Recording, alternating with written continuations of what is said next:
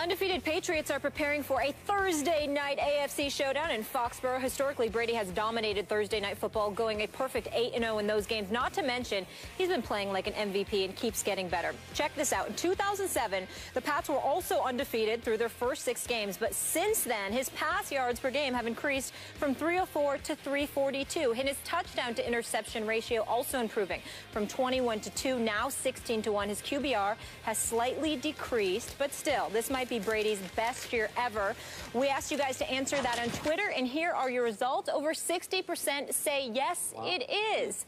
And for this conversation, we welcome in Darren Woodson. Good to see you, as always.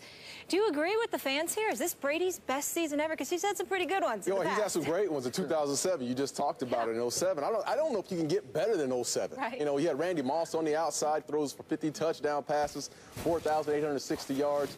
That was the best, in my opinion, in my time of watching football, was the greatest offense I'd ever seen. I mean, coming to town, they were going to put up points, and you know it. Now, you played against Brady. I played in Foxborough. In which year? Had to be 02. Okay, I got it. Had to be 02 in that time. Super Bowl years, those years. Yeah, and they were strong then as well. And that's what you like about Brady. Brady has not changed. And we've always tried to discount what he's done in the past. And it seems like, you know, now I'm looking at this situation this year. I think this is his greatest work. I honestly do, because in 07 he had guys like Randy Moss on the outside, and he had some playmakers that can make plays for him. Right now, Gronk is the only big name on that offense. Yeah. You talk, you know, Julian Edelman, as much as I love him and what he's doing, that's all good. Danny Amendola, these guys, could they play on other? Brandon LaFell, who can't catch a ball half the time on the outside, could they do these certain things on other teams? And I just don't see it. And Brady makes them better. And again, you just go back to 07.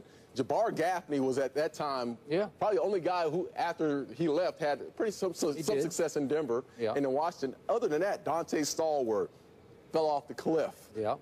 Randy Moss fell off the cliff. I mean, you see so many. Wes Welker, what ended up happening with him? There's so many guys that Brady made better in their time, and this year is no different. Stephen A.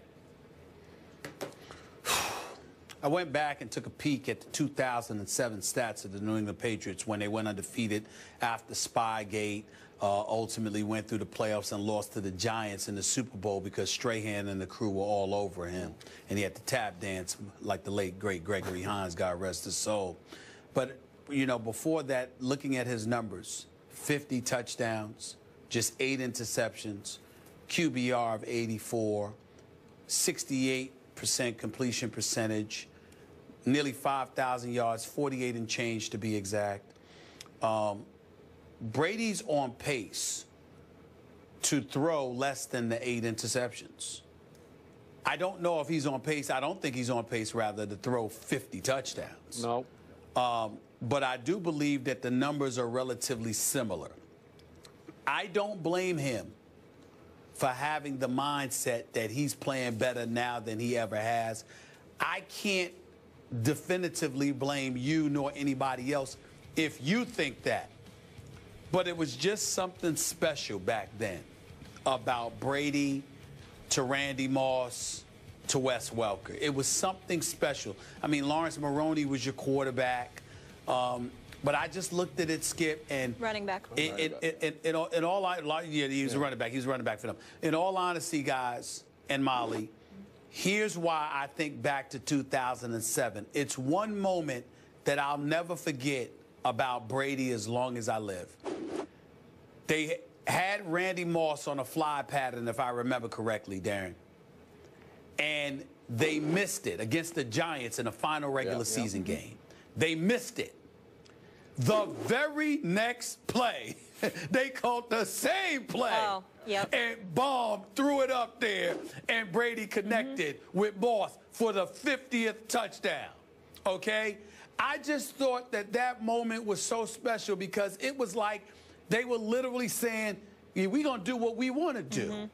What are you going to do about it? Boss move. They just had, this year they seem to be on this mission where it's all about Deflategate and, you know, proving you wrong and all that other stuff. Before, yeah, you had Spygate, But remember, that was legitimate. They could use it as a motivational tool all they wanted to. But what was undeniable was that it was legitimate because it was Spygate. You're spying and you're not supposed to be doing that, and, you know, all of this other stuff. And Lord knows how many tapes the commissioner's office had and all of this other stuff. But they just went out on the field and said, we're going to show you we're better. That's entirely different than being out there now, being ticked off and basically taking it out on everybody because you have a superior system with superior personnel, a superior coach, et cetera, et cetera. Back in 2007, it was like, we're bad boys, and we're going to come out here and we're going to show you how bad we are. It was a different mystique about them back in 2007. And I loved it more than I love this, although I respect both immensely.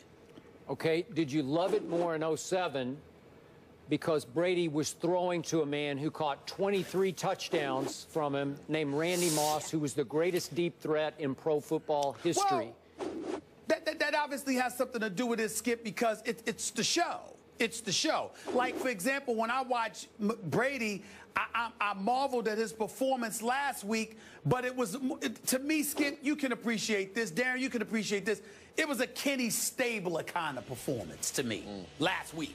You know what I mean? Just picking you apart, you know, systematically marching you downfield and just making one throw after another and just demoralizing you.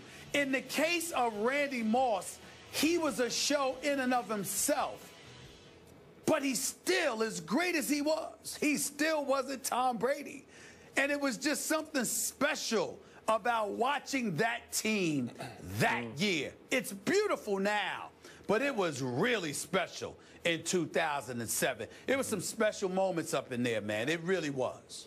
By the way, Kenny Stabler could throw it to the other team on occasion, like a lot of times. But remember, Tom Brady this year has so far 12 touchdowns to one of the worst luck interceptions in the history of interceptions, where it's basically a catch by Edelman that gets bobbled into a pick six. Yeah. Okay, so in 2007 through 6 games, he had 21 touchdowns, so 21-2. Now he's 16-1, which should be 16-0. I believe, going back to this past Super Bowl, Tom Brady has played the greatest quarterback of his career, including the Super Bowl. Is it Deflategate fueled? Yes, it is, I believe, because this guy can be a psycho competitor. And once he decided that these are bogus, trumped-up charges aimed at him, not at his head coach, not even at his owner, at him, then he said, okay, NFL, watch this. But he's having to do it now. And let's look at degree of difficulty. And I hit Stephen A. with this at the start of the show. I'm not going to read the names again. This is the most no-name, inexperienced offensive line in pro football. Exactly. There's one legit bona fide starter who used to be the right tackle, who had to move to left tackle. The center, the guts of this, the brains and guts, is an undrafted free agent rookie. Okay? Think about that. And the other guys haven't started much at all, and it's just mix and match. I don't know how they protect him at all. He's getting rid of the football faster than any other quarterback in the league. And to your point, we all appreciate Gronkowski, but there's no deep threat at all. Right. There's not one guy who can take the top off the defense. Right. There's no stretch player. Well, there's no threat at all. Everything is going to be mostly underneath, right? And there's going to be a lot of run after catch with it. Go ahead, Stephen A. Well, Skip, and this is not so much of debate as it is a question for both you and Darren. Darren, because he's a Super Bowl champion. You, because you've been covering the sport for over 35 years. I will defer to y'all when I ask this question. You just acknowledged that Tom Brady gets rid of the football relatively quickly. And because he's so skilled at doing so, and New England's so skilled at their short precision passing offense, isn't it plausible that when you keep bringing up the offensive line, that, dare I say, it's not that big of a deal because you can't send the house to Tom Brady because you constantly have to look for the little dip and dunk play here or there. Look at what happened with Rob Gronkowski and that touchdown last year when the Patriots gave up the blitz on the left side from the New York Jets. They didn't even block them because Tom Brady knew that that would leave Rob Gronkowski wide open. It was a play that they had manufactured during the game because they saw what the Jets were doing and they had that kind of switch up going on. I'm saying if you can't send the house at him because he's getting rid of the ball so quickly, then why make such a big deal I think about the offensive line that he's working with? You know, I think that really speaks to his brilliance. I really do. I mean, exactly what you just said. It speaks to his brilliance because of this. When you have that open field, and they like to throw the ball, they're not going to run the ball consistently. They're going to throw the ball. They run the ball last week 5 times. Yeah, they just gave it up. He is finding the mismatch that he wants to find. And he's seeing the entire defense. So when the defense gets lined up, he's finding he knows what defense they're in. And this is what speaks to the brilliance as a quarterback. You have to make a quick second decision. That decision has to come in and out, and the ball has to be out of your hands because you know that your offensive line can't protect. Yeah. So find the mismatch, go at that mismatch.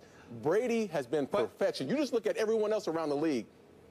I looked at Matt Castle last week with my Dallas Cowboys. Yeah. There's mismatches, there's one-on-ones, but he can't find a one-on-one, nor can he pull the trigger to make the decision. But Darren, here's what I'm asking you. Because of the brilliance of Tom Brady, his football IQ, isn't it plausible that guys are actually scared to rush after him? Yeah. Because you're constantly watching. Absolutely. Oh, my goodness. So that's what I'm saying. But that's what I'm saying when I talk to Skip about the offensive line and why it's not a big deal. Because you can't come at him the way people would normally come at him because he's so brilliant. You don't know when he's setting you up to come at him. Right. Just so he could dip it to somebody else. But that's my point. Okay, you're right. But to Darren's point, it's extremely difficult to see the mismatch pre-snap and execute it and make the right choice. Because if you guess wrong, if you read wrong, it's going to be going the other way like Matt Castle was.